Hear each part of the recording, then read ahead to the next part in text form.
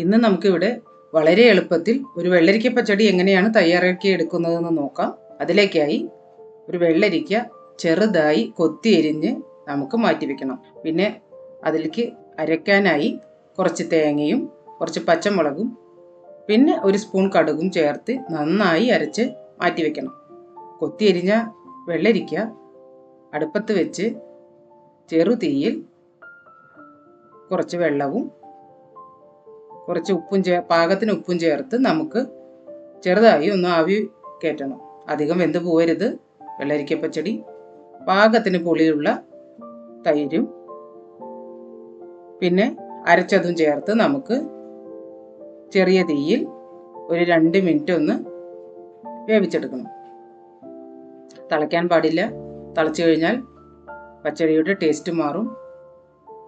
ഒന്ന് ആവി വരുന്ന രീതിയിൽ ഒന്ന് ചൂടാക്കിയെടുക്കാനേ പാടുള്ളൂ. അത് കഴിഞ്ഞാൽ നമുക്കതിലേക്ക് താളിക്കാനായി കടുകും മുളകും കരിവേപ്പിലയും ചേർത്ത് കടുക് താളിച്ച് നന്നായി ഇളക്കി യോജിപ്പിച്ച് നമുക്ക് മാറ്റിവെക്കാം. ഇത്രയും ആയാൽ നമ്മുടെ വെള്ളരിക്ക പച്ചടി റെഡിയായി കഴിഞ്ഞു. വളരെ എളുപ്പമാണ് ഉണ്ടാക്കാൻ. നല്ല സ്വാദുള്ളൊരു ഊണിന് കഴിക്കാൻ പറ്റുന്ന ഒരു വിഭവം കൂടിയാണ്.